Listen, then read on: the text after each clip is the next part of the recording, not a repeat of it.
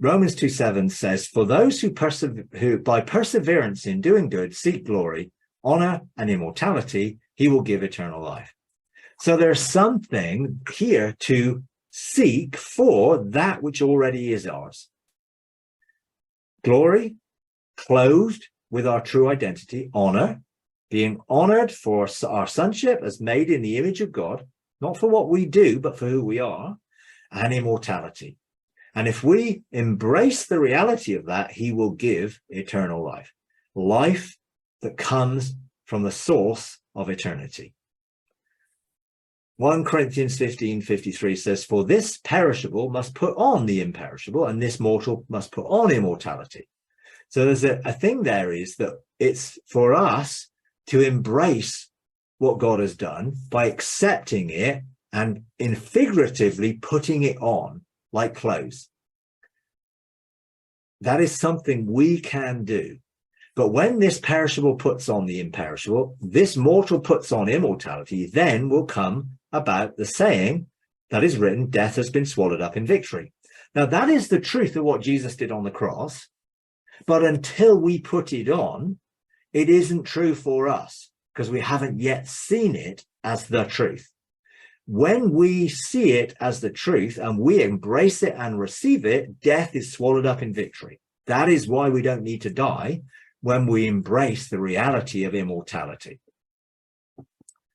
2 Corinthians 4:11 says, for we who live are constantly being handed over to death because of Jesus. In other words, they were living in perilous times, being persecuted, constantly faced with the possibility of death, being killed or martyred.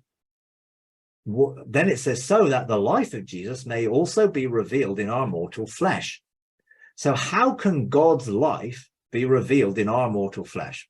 I believe by doing what Jesus told us to do, by eating his flesh and drinking his blood. Now, I'm not talking about cannibalism, obviously, I'm talking about communion, how we can embrace the life of God figuratively in the communion of his life. Therefore, that will overcome death in our flesh.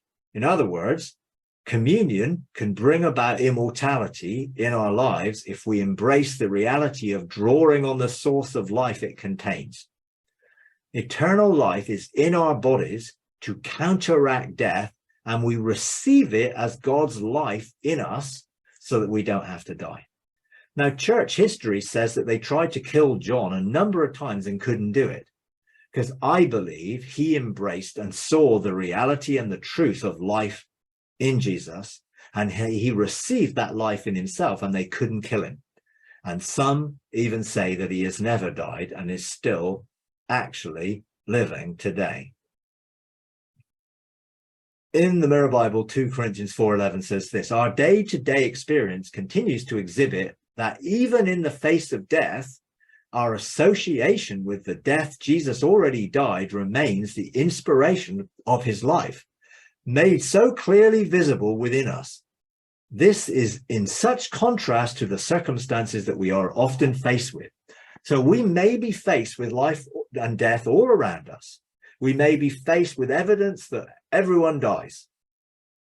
But when we have a revelation of the reality of what Jesus' death did and accomplished, and the fact that we've already died with him, that inspires us to live that life because it's clearly visible within us. It is revealed as in us. The life is in us, and we need to embrace it.